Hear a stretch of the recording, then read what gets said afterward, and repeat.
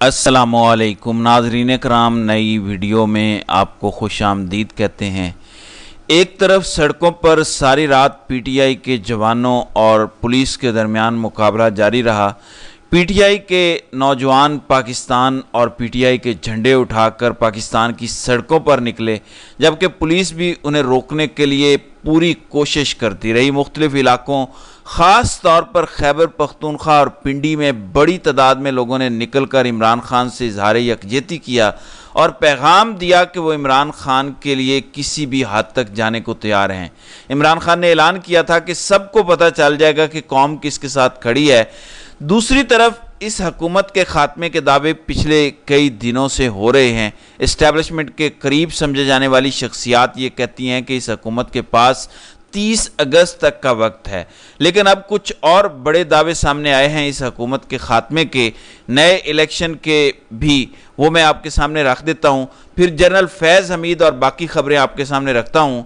ناظرین اکرام، سینئر صحافی ہیں فخر الرحمان، وہ یہ دعویٰ کرتے ہیں کہ سابق وزیر اعظم عمران خان کے ساتھ جو بات چیت کا سلسلہ آرمی چیف نے شروع کیا تھا وہ تھم گیا ہے، یعنی وہ بات چیت اب ختم ہو گئی ہے، معاملات طے پا گئے ہیں، عدالتیں فیصلہ کریں گی۔ یعنی عمران خان کو کوئی ڈیل نہیں کرے گا، بلکہ عدالتیں فیصلہ کریں گی اور عدالتوں کے ذریعے عمران خان سرخرو ہو کر باہر آئے گا۔ ستمبر میں حکومت کا بندوبست ہو جائے گا، اور یہی دعویٰ شیخ رشید بھی کر چکے ہیں، اور کل دیگر کئی شخصیات نے بھی دعویٰ کیا، وہ میں آپ کے سامنے میں نے رکھے تھے، کہ جو کہتے ہیں کہ اس حکومت کے پاس مشکل سے 17-18 دنوں کا وقت ہے۔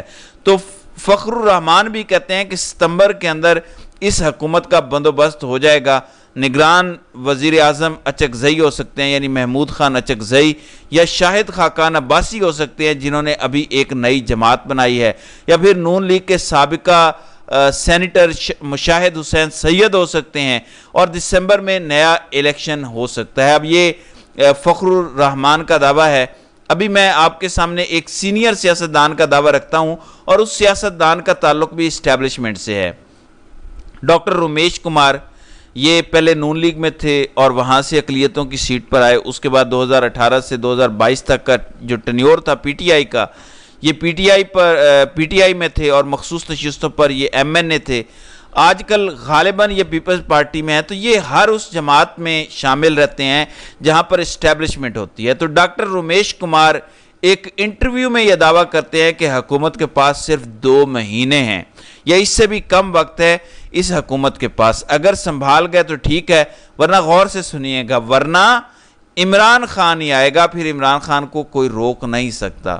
تو یہ بڑے مستند دعوے میں نے آپ کے سامنے رکھے ہیں۔ پھر کل عمران خان کی جانب سے جو جنرل فیض حمید پر قیامت ڈھائی گئی، عمران خان سے کل ملاقات ہوئی اڈیالہ جیل کے اندر پی ٹی آئی کے وکلاء کی بھی، اور فواد چودھری کے بھائی جو وکیل ہیں فیصل فرید چودھری۔ ایک تو عمران خان نے یہ حکم دیا کہ فیصل فرید چودھری کو باقاعدہ پی ٹی آئی کی لیگل ٹیم میں شامل کیا جائے۔ پہلے بھی یہ پی ٹی آئی کی لیگل ٹیم میں شامل تھے، اس کے بعد جب فواد چودھری چھوڑ کر چلے گئے تھے، یہ سب لوگ الیکشن بھی نہیں لڑ سکے تھے، تو فیصل فرید چودھری کچھ پیچھے ہٹ گئے تھے یا ان کو ہٹا دیا گیا تھا، لہٰذا عمران خان نے کہا کہ انہیں اپنی ٹیم کے اندر شامل کیا جائے۔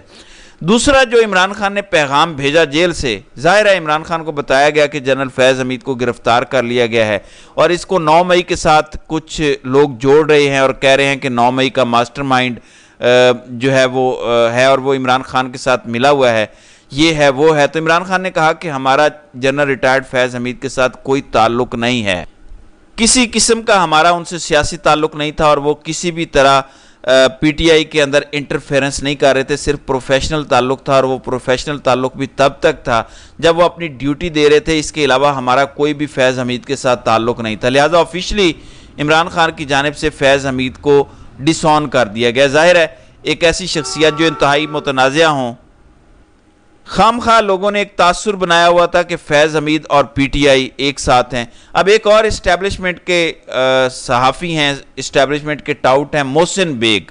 اب محسن بیگ پر بھی کسی کو شک نہیں ہونا چاہیے کہ یہ پرو اسٹیبلشمنٹ صحافی نہیں ہیں۔ محسن بیگ یہ کہتے ہیں کہ کورٹ مارشل کا سامنا کرنے والے جنرل ریٹائرڈ فیض حمید आर्मी चीफ बनकर प्यूटन मॉडल नाफिज करना चाहते थे, इसीलिए उसने आर्मी चीफ बनने के लिए शरीफ बिरादरान के आखिरी वक्त तक मिन्नत तरले किए। जो पैगामात उसने भिजवाए वो सब रिकॉर्ड पर मौजूद हैं और रिकॉर्ड हो चुके हैं।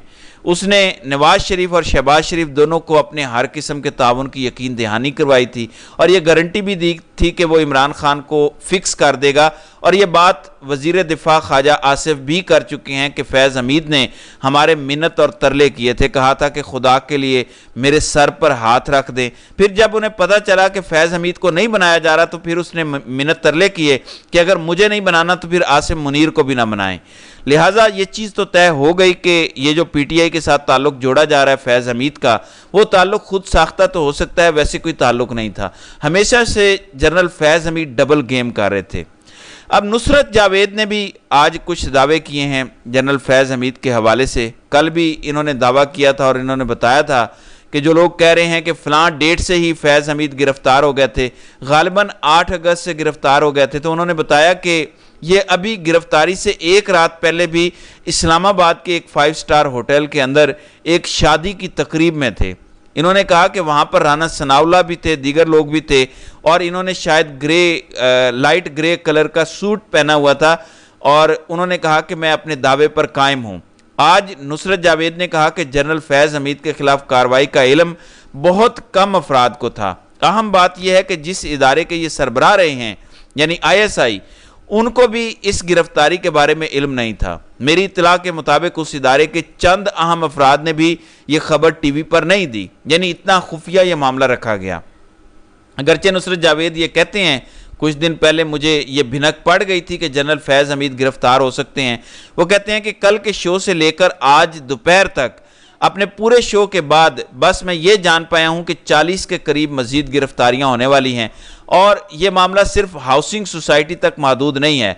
जिन साहब ने मुझे इन्फॉर्मेशन दी उनसे पूछा कि इन 40 लोगों में सियासतदान भी हैं, तो उन्होंने कंधे उचका दिए। और नुसरत जावेद ने कहा कि बहुत सारे मामलात जो जनरल फैज़ हमीद से जुड़े हुए हैं बड़े मशकूक हैं, बहुत सारी चीज़ें खुलना बाकी हैं। अप्रैल 2022 के बाद बहुत कुछ हुआ। अरशद शरीफ को शहीद किया गया, इमरान खान पर वज़ीराबाद के मकाम पर हमला हुआ, वो हमला बड़ा मशकूक था और बहुत कुछ हुआ जो अब खुलकर सामने आएगा। और नुसरत जावेद ये भी कहते हैं कि आज से 7 से 8 महीने पहले जनरल फैज़ हमीद का एक iPhone 12 उनके घर से चोरी हो गया था। जाहिर है इतने बड़े जर्नैल के घर से अगर कोई चोरी होती है और वो भी फ़ोन चोरी होता है जो बड़ा अहम है, उसमें पैगामात होते हैं, नंबर्स होते हैं, तमाम की तमाम एक्टिविटीज़ होती हैं, तो फिर वो कोई आम चोर तो नहीं हो सकता। उस फ़ोन से भी बहुत सारे राज खुले हैं और बहुत सारी चीज़ें सामने आई हैं। यानी उनके कहने का मतलब ये है कि जनरल फैज़ हमीद पर बड़ा पक्का हाथ डाला गया है। दूसरी जानिब बांग्लादेश के हवाले से बड़ी खबर है कि जो शेख मुजीबुर रहमान की वफ़ात 15 अगस्त के मौके पर जो छुट्टी हुआ करती थी बांग्लादेश के अंदर, वो ख़त्म कर दी गई है। और दूसरे नंबर पर शेख हसीना वाजिद ने ऐलान किया था कि जैसे ही इलेक्शन का ऐलान होगा मैं बांग्लादेश वापस आऊँगी, मैं इलेक्शन लड़ूंगी, मैं अपनी जमात को अकेला नहीं छोड़ूंगी। तो आज उन्हें पैगाम भिजवाया गया है कि जितने लोग भी कत्ल हुए हैं, जो लोग भी इन सारे दंगों में मरे हैं, उनका डायरेक्ट ऑर्डर क्योंकि शेख हसीना वाजिद ने दिया था, लिहाजा अगर शेख हसीना वाजिद बांग्लादेश वापस आती हैं तो उन्हें फ़ौरन गिरफ्तार किया जाएगा और उन पर इन तमाम कत्ल होने वाले लोगों का मुकदमा चलाया जाएगा। बहरहाल इस वक्त मामलात बड़े अहम हो चुके हैं। मुकम्मल तौर पर पीटीआई की जानिब से जनरल फैज़ हमीद को डिसऑन कर दिया गया है। पीटीआई कहती है कि हमारा किसी किस्म का ताल्लुक जनरल फैज़ हमीद से नहीं था, ये इदारे का अंदरूनी मामला है। अगर तो 9 मई को जोड़ना है जनरल फैज़ हमीद के साथ और फैज़ हमीद को इमरान खान के साथ, तो फिर हम इसको वेलकम करते हैं। हम तो पहले ही कह रहे हैं कि जुडिशल कमीशन बनाओ ताकि दूध का दूध और पानी का पानी हो जाए। किसी छोटी से छोटी दुकान के अंदर भी CCTV लगे होते हैं, तो जिना हाउस के अंदर जो CCTV कैमरे थे वो क्या नहीं थे? किसने दरवाजे खोले, किसने बंदे अंदर बुलाए, किसने आग लगाई? ये सारे का सारा खेल कौम के सामने आ जाएगा तो कौम को पता चल जाएगा कि किसने क्या किया था। बहरहाल देखते हैं कि आइंदा आने वाले दिनों में मज़ीद क्या होता है। तो नाज़रीन किराम, आपकी इस वीडियो के हवाले से क्या राय है? आप अपनी राय का इजहार कमेंट सेक्शन में ज़रूर कीजिएगा।